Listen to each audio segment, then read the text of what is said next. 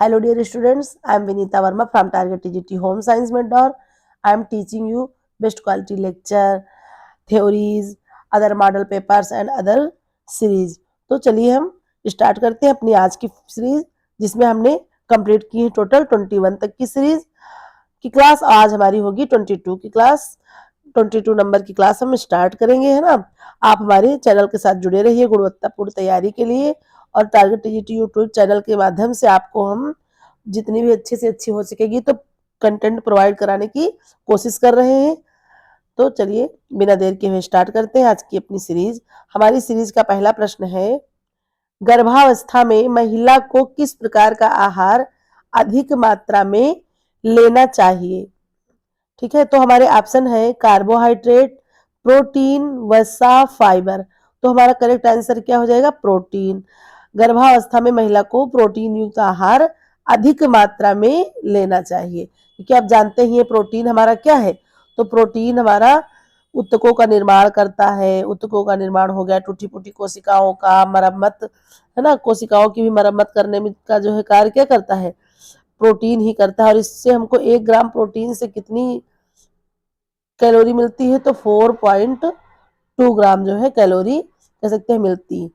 तो इसलिए हमको गर्भावस्था में इन सब चीजों की जो निर्माणिक चीज है उसकी ज्यादा आवश्यकता होती है, इसलिए हमें प्रोटीन युक्त आहार अधिक मात्रा में लेना चाहिए। फिर चलिए हम देखते हैं अपना नेक्स्ट क्वेश्चन। रेयान किस प्रकार के फाइबर का उदाहरण है ना।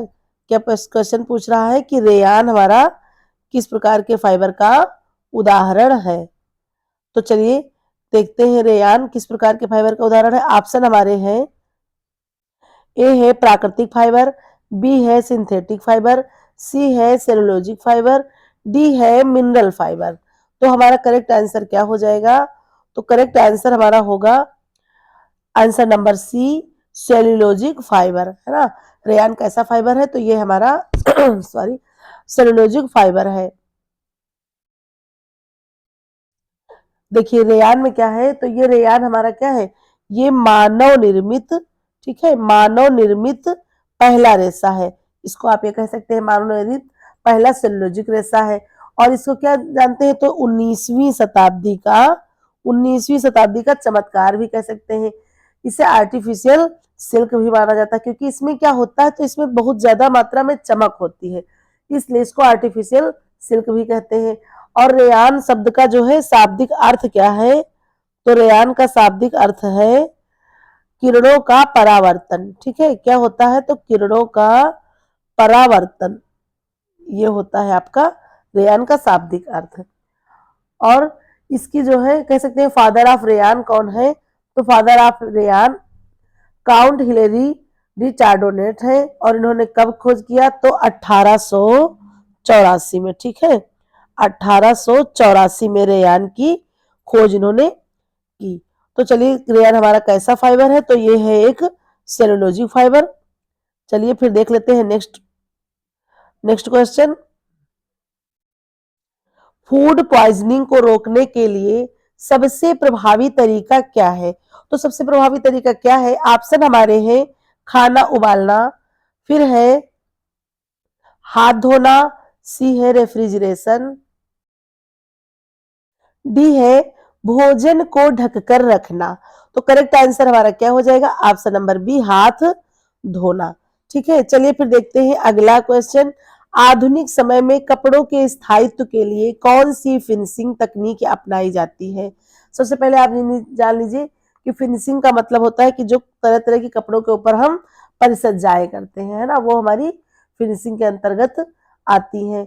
तो देखिए क्या है, देख लेते हैं। आप ऑप्शन हमारा है, ए है कैलेंडरिंग, बी है मर्सरीकरण, सी है स्टिफनिंग, डी है ब्लीच। तो हमारा सही आंसर क्या हो जाएगा, देखिए क्वेश्चन क्या पूछ रहा है, स्थायित्व के लिए कौन सी फिनिशिंग की जाती है। तो स्थायित्व के लिए कौन सी फिनिशिंग की जाती है, ऑप्शन हो जाएगा हमारा मर्सरीकरण, है ना, ऑप्शन नंबर बी। क्योंकि इसमें होता क्या है, मर्सरीकरण के द्वारा ये चीजें हो जाती हैं, इसमें कि कपड़े के अंदर भार बढ़ जाता है, उसका वजन बढ़ जाता है ना, और स्थायित्व से इसकी कपड़े का वजन बढ़ने की वजह से इसकी मजबूती बढ़ जाती है। भारण प्रक्रिया से वजन बढ़ना तो रहता ही है। बाकी आप जान रहे हैं कैलेंडरिंग से क्या होता है, तो ये सारी चीजें आपको अनेक प्रकार की परिसज्जाएं हैं, ब्लीचिंग हो गया, स्टफनिंग हो गया, कैलेंडरिंग, ये अनेक परिसज्जाएं हैं। इसमें कपड़े को बहुत ज्यादा जो है कह सकते हैं फिनिशिंग देकर के कपड़े को तैयार किया जाता है। चलिए फिर देखते हैं अगला प्रश्न। बाल विकास में कौन सा चरण स्वर्णिम अवस्था के रूप में जाना जाता है? क्या क्वेश्चन पूछ रहा है? स्वर्णिम अवस्था। तो हमारे ऑप्शन है शैशवावस्था, बी है बचपन, सी है किशोरावस्था, डी है वयस्कता। तो हमारा करेक्ट आंसर क्या हो जाएगा? तो वो हो जाएगा ऑप्शन नंबर सी, किशोरा अवस्था, है ना। किशोरा अवस्था को ही क्या कहते हैं? तो इसको स्वर्णिम अवस्था कहते हैं बाल विकास की। और ये कब से कब तक होती है? तो ये होती है आपकी 12 से 18 वर्ष तक। 18 वर्ष तक की जो है अवस्था को क्या कहते हैं? स्वर्णिम अवस्था कहते हैं। और इसको ही क्या कहते हैं? तो इसको ही टीन एज, ठीक है, क्या कहते हैं? टीन एज के नाम से भी जानते हैं। और इसके बारे में बहुत ज्यादा अच्छे से किसने जो है लिखा है? तो स्टैनले हॉल ने, ठीक है, किशोरावस्था का वर्णन स्टैनले हॉल ने बहुत अच्छे से किया है। तो चलिए बढ़ते हैं आगे, देखते हैं अगला प्रश्न। अल्कोहल को कौन सा अंग सबसे पहले मेटाबॉलाइज करता है? तो कौन सा अंग करता है? ऑप्शन देख लेते हैं। ए है फेफड़े, बी है लीवर, सी है किडनी, डी है आंत। तो हमारा करेक्ट आंसर क्या हो जाएगा? ऑप्शन नंबर बी, लीवर, है ना। कौन सा अंग सबसे पहले मेटाबोलाइज करता है? तो वो होता है आपका लीवर, है ना। इसी पर सबसे ज्यादा फर्क पड़ता है। चलिए फिर देख लेते हैं अगला प्रश्न। महिलाओं में आयरन की कमी से कौन सा रोग होता है? ऑप्शन हमारे ए है मधुमेह, बी है रक्तल्पता, सी है थायराइड, डी है गठिया। तो करेक्ट आंसर हमारा क्या हो जाएगा? ऑप्शन बी, रक्तल्पता। ठीक है, चलिए देखते हैं अगला प्रश्न। बाजार में उपलब्ध लो ग्लाइसेमिक इंडेक्स खाद्य पदार्थ किसके लिए उपयोगी है? ऑप्शन देख लेते हैं। मोटापा, मधुमेह, हृदय रोग, हाई ब्लड प्रेशर। तो लो का मतलब कम ग्लाइसेमिक इंडेक्स वाला जो आपका आहार है, तो ये किसके लिए उपयोगी हो जाएगा? करेक्ट आंसर हमारा हो जाएगा ऑप्शन नंबर बी, मधुमेह। चलिए फिर देखते हैं अगला प्रश्न। कपड़ों में पिलिंग समस्या मुख्यतः किस प्रकार के फाइबर में होती है? ठीक है, तो चलिए देखते हैं अपने ऑप्शन हम। सिल्क है, पॉलिस्टर है, नायलॉन है, ऊन है। तो करेक्ट आंसर हमारा क्या हो जाएगा? ऑप्शन नंबर डी, ऊन। इसमें क्या होता है? तो इसमें पिलिंग समस्या अधिक देखने को आपको मिलती है। आप देखते होंगे जो ऊनी कपड़े होते हैं उनको जो है पहन कर लेट जाइए या गलत तरीके से अपना धुलने से उसमें क्या होता है? तो रोए निकल आते हैं। कपड़े की सतह पर क्या होता है? ऐसे ऐसे करके उसमें गांठें निकल आती है। जैसे एक आपका कपड़ा हो गया, उसमें जो है आपने देखा होगा आस्तीन के पास या जहां पर ज्यादा घर्षण रगड़ होता है वहां पर गांठें निकल आती है। तो वही जो है पिलिंग की सामान्यतः मुख्यतः यही समस्या है। इस जो किसमें होती है? तो ये ऊन में आपको देखने को ज्यादा मिलेगी। चलिए देखते हैं अपना, चलिए देख लेते हैं अगला प्रश्न। कौन सा तत्व हड्डियों को मजबूत बनाने में सहायक होता है? ऑप्शन ए है मैग्नीशियम, बी है जिंक, सी है कैल्शियम, डी है पोटेशियम। तो चलिए देख लेते हैं अपने ऑप्शन क्या है। Magnesium, zinc, calcium, potassium. तो करेक्ट आंसर क्या हो जाएगा? Option C, calcium. ठीक है, कैल्शियम क्या करता है? तो यह हड्डियों को मजबूत बनाता है। हड्डियों और दांतों दोनों के लिए ये जो है बहुत ही महत्वपूर्ण है। चलिए देखते हैं अगला प्रश्न। मनोविज्ञान में ईगो किसका प्रतिनिधित्व करता है? तो ईगो किसका प्रतिनिधित्व करता है? ऑप्शन देख लेते हैं। आत्मा, फिर है व्यक्तित्व का तर्क संगत भाग, सी है नैतिकता, डी है अवचेतन मन। तो करेक्ट आंसर हमारा क्या हो जाएगा? ऑप्शन नंबर बी, व्यक्तित्व का तर्क संगत भाग। ये जो है ईगो इसका ही प्रतिनिधित्व करता है। चलिए देखते हैं अगला प्रश्न। क्वेश्चन नंबर 12 है, प्राकृतिक फाइबर का कौन सा उदाहरण है? तो चलिए देखते हैं अपने option. Nylon, nylon, acrylic, jute, फिर हमारा एक ऑप्शन बच रहा है रेयान। तो करेक्ट आंसर हमारा क्या हो जाएगा? Option number C, jute. क्योंकि रेयान क्या है? तो रेयान अर्धसेल्यूलोजिक रेशा है। नायलॉन आपका और एक्रिलिक क्या है? तो ये आपका सिंथेटिक फाइबर में आ जाते हैं। तो हमारे पास क्या बचता है? जूट। जूट हमारा करेक्ट आंसर हो जाएगा। चलिए देखते हैं अगला प्रश्न। शिशु को पूरक आहार कब शुरू करना चाहिए? ऑप्शन हमारे हैं जन्म के तुरंत बाद, 6 महीने बाद, 1 वर्ष बाद, 3 महीने बाद। तो करेक्ट आंसर हमारा क्या हो जाएगा? ऑप्शन नंबर बी, 6 महीने बाद। 6 मंथ बाद हम क्या करते हैं, तो बच्चों को जो है पूरक आहार देना शुरू करते हैं। WHO ने भी इसी की जो है ये बात कही कि बच्चों को ठोस आहार कब देना है, तो 6 माह बाद हम शुरू करेंगे। 6 माह तक बच्चों को क्या कहना, सिर्फ जो है माँ का दूध ही देना है। मतलब पानी, शहद वगैरह कुछ जो ऐसी चीजें लोग देने लगते हैं वो भी बिल्कुल नहीं देना, सिर्फ 6 माह तक बच्चे को माँ का दूध पिलाना है। चलिए फिर देखते हैं अगला प्रश्न। निम्न में कौन सा विटामिन वसा में घुलनशील है? हमने आपको ट्रिक भी बताई है, तो देख लेते हैं। ऑप्शन है ए है सी, फिर है बी, फिर है डी, फिर है विटामिन एच। तो करेक्ट आंसर हमारा क्या हो जाएगा? बी और सी हमने बताया है। ये क्या है, तो ये जल में घुलनशील है। तो हमारा आंसर हो जाएगा option number C, vitamin D. ठीक है, विटामिन डी क्या है, तो ये जल में घुलनशील विटामिन है। चलिए फिर देखते हैं अगला प्रश्न। हर्बल फिनिशिंग में किस पौधे का उपयोग सबसे अधिक, तो किस पौधे का सबसे अधिक उपयोग होता है? ऑप्शन देख लेते हैं। तुलसी, एलोवेरा, नीम, हल्दी। तो करेक्ट आंसर हमारा क्या हो जाएगा? Option B, aloe vera. Herbal finishing में हम सबसे ज्यादा एलोवेरा का ही उपयोग करते हैं। चलिए फिर देखते हैं अगला प्रश्न। शुद्ध सूती कपड़े की पहचान कैसे की जाती है? ऑप्शन ए है जलने पर राख छोड़ता है, बी है खिंचाव में लचीलापन होता है, सी है जलने पर प्लास्टिक जैसी गंध आती है, डी है पानी में तैरता रहता है। तो करेक्ट आंसर हमारा क्या हो जाएगा? ऑप्शन नंबर ए, जलने पर राख छोड़ता है। सूती कपड़ा जो होता है क्या करता है, जलने पर राख छोड़ता है। और आप जानते हैं कैसे जलता है, तो ये पीली लौ इसकी होती है। कैसी होती है? पीली लौ होती है। और गंध कैसी आती है, तो कागज, कागज के जलने जैसी इसमें गंध आती है सूती कपड़े को आप जलाएंगे तो चलिए फिर देखते हैं अगला प्रश्न।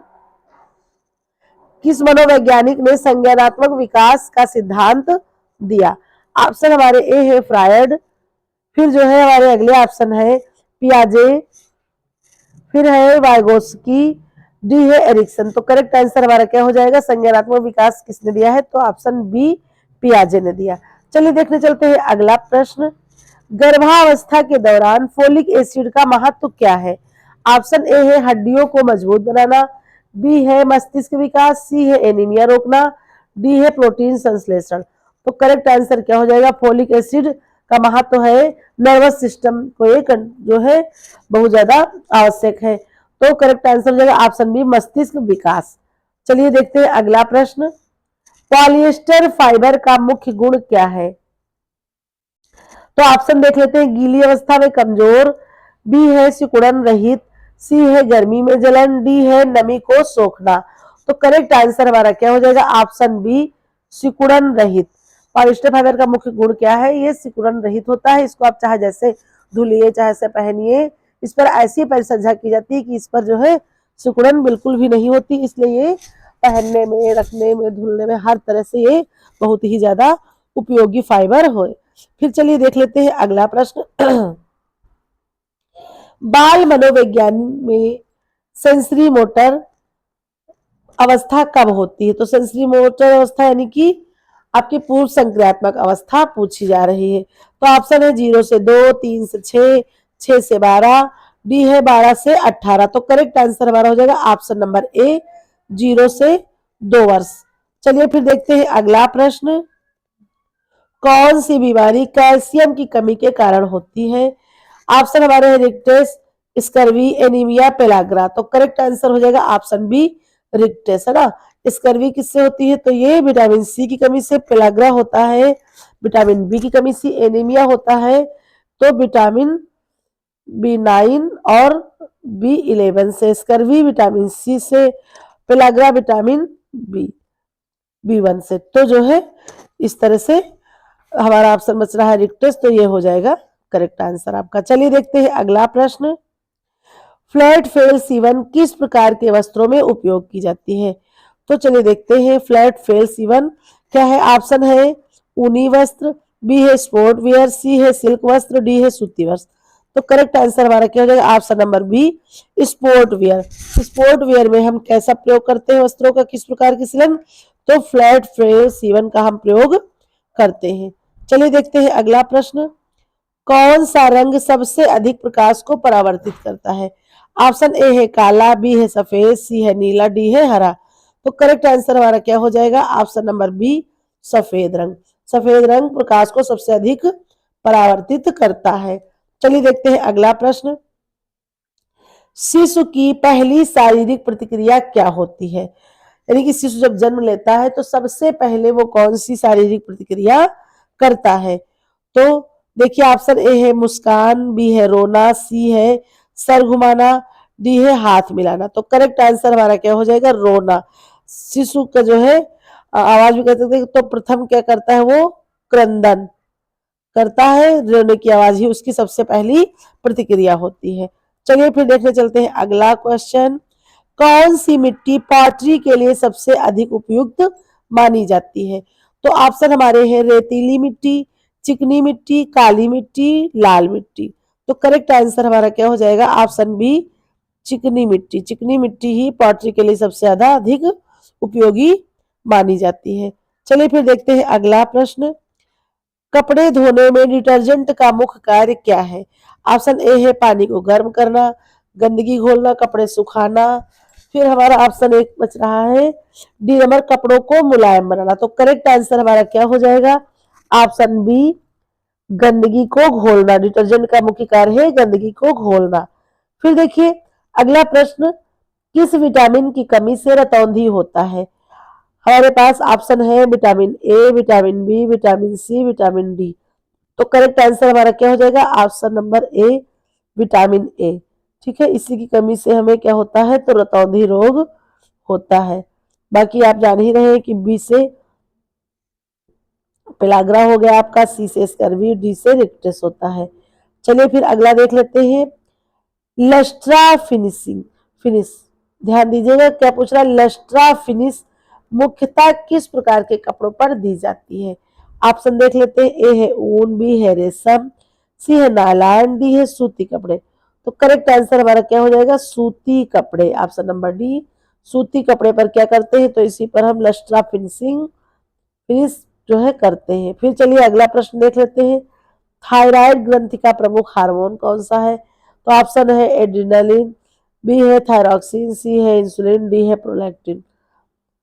तो ये प्रोलैक्टिन क्या है? तो ये दुग्ध निर्माण में आपके सहायक है। इंसुलिन क्या है? तो इंसुलिन आपका हमारे ब्लड में ग्लूकोज स्तर को बैलेंस करता है, उसको नियमित रखता है। तो हमारा जो है क्या है? Option B, thyroxine. थायराइड ग्रंथि से थायरॉक्सिन हार्मोन निकलता है और इसकी कमी से ही घेंघा रोग हो जाता है। अब अगला प्रश्न है। कपड़ों में सिकुड़न को कम करने के लिए कौन सी प्रक्रिया अपनाई जाती है? ऑप्शन देख लेते हैं। कैलेंडरिंग, श्रिंक प्रूफिंग, सी है ब्लीचिंग, डी है डाइंग। तो करेक्ट आंसर हमारा क्या हो जाएगा? ऑप्शन बी, श्रिंक प्रूफिंग द्वारा ही जो है कपड़ों में सिकुड़न कम करने की प्रक्रिया की जाती है। फिर चलिए देखते हैं अगला प्रश्न। दूध को उबालने पर जो परत बनती है वह किसकी बनी होती है? सबसे पहले दूध जान लीजिए, उबाल जो है जो पाश्चुरीकरण होता है, ठीक है, वो किसकी खोज है? तो वो खोज है लुई पास्चर की। ठीक है, किसकी? लुई पास्चर की।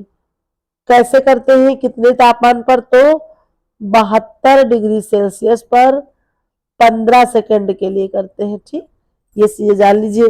ये तो हो गया आपकी पास्चराइजेशन की प्रक्रिया। बाकी उसके अलावा साधारण प्रश्न क्या पूछ रहा है? जो परत होती है उबालने पर वो किसकी बनी होती है? तो ऑप्शन देख लेते हैं। प्रोटीन, वसा, लैक्टोज, पानी। तो पानी की तो परत बनेगी नहीं। और लैक्टोज क्या है? तो दूध में पाया जाने वाला, हमारे दूध में पाया जाने वाला प्रोटीन कैसीन है, लैक्टोज शर्करा है दुग्ध की, है ना। और प्रोटीन की बनेगी नहीं, तो हमारा ऑप्शन हो जाएगा ऑप्शन बी, वसा, क्योंकि उसमें बहुत ज्यादा मात्रा में वसा होती है। और आप जान लीजिए जो ये वसा उतरी हुई ये जो लेयर है, ये जो उतरा हुआ दूध होता है मलाई का, इसमें सबसे अधिक मात्रा में कैल्शियम पाया जाता है। फिर चलिए अगला प्रश्न है। शरीर में मेटाबॉलिज्म को नियंत्रित करने वाला हार्मोन कौन सा है? ऑप्शन है थायरॉक्सिन, इंसुलिन, एड्रेनालिन, डी है टेस्टोस्टेरोन। तो करेक्ट आंसर हमारा क्या हो जाएगा? मेटाबॉलिज्म को भी कौन सी जो है हार्मोन नियंत्रित करता है? तो वो है ऑप्शन नंबर ए थायरॉक्सिन। और ये निकलता कहाँ से है? तो ये थायराइड ग्रंथ से। ठीक है, थायराइड ग्रंथ से थायरॉक्सिन हार्मोन निकलता है, यही हमारे मेटाबॉलिज्म को नियंत्रित करता है। चलिए फिर अगला प्रश्न देखते हैं।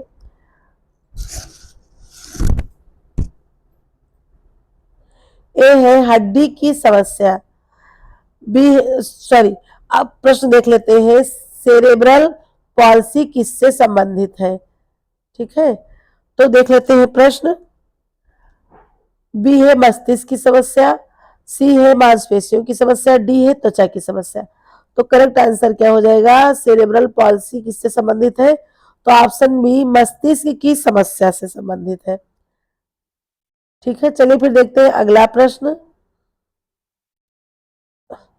पॉलिएस्टर और सूती कपड़े का मिश्रण किसके लिए उपयुक्त है?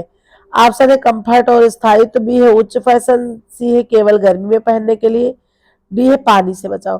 तो करेक्ट आंसर क्या हो जाएगा? ए कंफर्ट और स्थायित्व के लिए। ठीक है, पॉलिएस्टर और सूती कपड़े का मिश्रण कंफर्ट जो है प्रोवाइड कराता है आपको, और स्थायित्व भी कपड़े का बढ़ जाता है। फिर है अगला प्रश्न, किस तत्व की कमी से ग्वाइटर रोग होता है? ऑप्शन है जिंक, आयोडीन, फिर है सी कैल्शियम, फिर है डी पोटेशियम। तो हमारा करेक्ट आंसर हो जाएगा आयोडीन। ठीक है, आयोडीन की कमी से ही हमारे अंदर घेंघा रोग हो जाता है, जिसमें क्या होता है, गले में जो ग्रंथियां होती है वो सूज जाती है। चलिए फिर अगला प्रश्न है, शिशु को पहला टीका कौन सा दिया जाता है? ऑप्शन ए है बीसीजी, बी है डीपीटी, सी है हेपेटाइटिस बी, डी है पोलियो। तो करेक्ट आंसर क्या हो जाएगा? बीसीजी। ठीक है, बीसीजी का शिशु को पहला टीका दिया जाता है, और किस रोग के लिए? तो तपेदिक। ठीक है, तपेदिक कह लीजिए, क्षय कह लीजिए, यक्ष्मा कह लीजिए, टीबी कह लीजिए, तो इसके लिए जो है ये बीसीजी का टीका दिया जाता है इसको सबसे पहले। फिर चलिए देखते हैं अगला प्रश्न, सेचुरेटेड फैट का मुख्य स्रोत क्या है? ऑप्शन ए है हरी सब्जियां, घी और मक्खन, सी है फल, डी है अनाज। ठीक है, तो करेक्ट आंसर हो जाएगा ऑप्शन बी घी और मक्खन। ये जो है सेचुरेटेड फैट का उदाहरण है। क्या होता है? ये जम जाता है, और अनसेचुरेटेड जो होता है वो नहीं जमता है। ये ध्यान रखेंगे आप लोग। अगला प्रश्न है,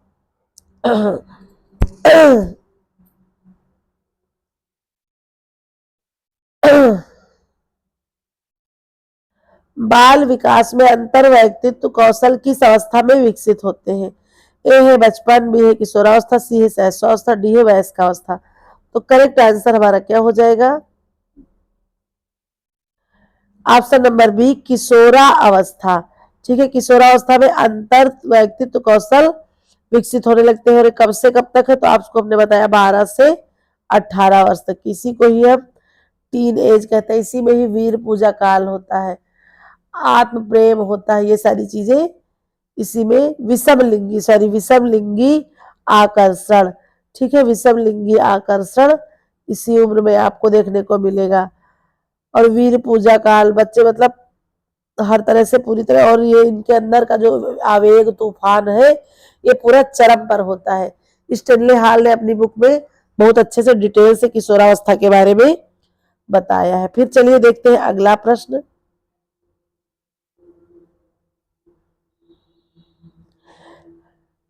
किस प्रक्रिया द्वारा दूध को लंबे समय तक सुरक्षित रखा जाता है? अभी हमने बताया ही था। ऑप्शन ए है पास्चुराइजेशन, किण्वन, जमाना, फ्रीजिंग। तो करेक्ट आंसर हमारा क्या हो जाएगा? Option A pasteurisation. आपको बता रहे 72 डिग्री सेल्सियस पर 15 सेकंड के लिए खूब तेज से गर्म करने के बाद ठंडा करते हैं, तब दूध को जो है बहुत लंबे समय तक सुरक्षित किया जाता है। फिर है आज की सीरीज का आखिरी प्रश्न, कपड़े पर सिलवटें रोकने के लिए किस फिनिशिंग प्रक्रिया का उपयोग किया जाता है?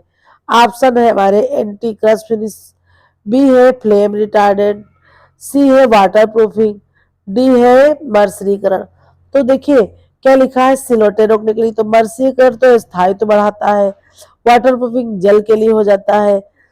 ठीक है, तो हमारा करेक्ट आंसर हो जाएगा option A, anti crust finishing के द्वारा कपड़े पर सिलवटें रोकने की प्रक्रिया को किया जाता है। तो फिर इसी के साथ धन्यवाद, है ना, मिलते हैं फिर अपने नेक्स्ट वीडियो में। देखिए क्या हम बता रहे हैं कि देखा गया कि कुछ मतलब ऑनलाइन प्लेटफॉर्म जैसे भी है, मतलब जो चीजें हैं वो तो है ही है, अपना अपने हिसाब से सभी लोग कोशिश कर रहे हैं। फिर भी आप लोगों को मैं बता दूं कि किसी भी भ्रामक भ्रामक शिक्षण सामग्री में ना फंसे। मतलब बहुत से लोग हैं जो ऐसा मतलब कह रहे हैं कि व्यक्तिगत मुद्दों को, मतलब ऐसी जो भी चीजें हैं वो सब ठीक है भाई, हर व्यक्ति अपनी बात को कह सकता है, रख सकता है, बट फिर भी आपको क्या करना है, इस समय जो है अपनी मतलब मेहनत और लगन से पढ़ाई करनी है, प्रमाणिक स्रोतों और विशेषज्ञों की शिक्षकों से ही पढ़ाई करनी है और अपने नोट्स का रिवीजन करना है। तो प्लीज जो है क्या करें, आप लोग जो है सही दिशा में आगे बढ़े और आपको जो है हमारी सफलता, आपकी सफलता हमारी जो है प्राथमिकता है, आपको सफलता मिल जाए यही हमारा ध्येय है। तो फिर जो है इस तरह से हम मिलेंगे अपने नेक्स्ट वीडियो में, जो कि हमारी होगी टेक्सटाइल की। जो भी टॉपिक छोटे हुए हैं उसको हम कंप्लीट करने के बाद एक करेंगे टेक्सटाइल की पूरी सिलेबस की। टेक्सटाइल को पूरा सिलेबस से हम 125 प्रश्न का एक मॉडल पेपर बनाएंगे, लेकिन वो सारी ब्रांच से ना होकर के सिर्फ टेक्सटाइल का होगा। फिर इसके बाद हम शुरू करेंगे next topic, topic to topic revision करते रहेंगे। उसके अलावा ये सीरीज तो हमारी चलती ही रहेगी। तो फिर ठीक है, तब तक के लिए बाय बाय, खुश रहिए आप लोग, मस्त रहिए और अपनी तैयारी को अच्छे से करते रहिए। फिर मिलते हैं नेक्स्ट वीडियो में।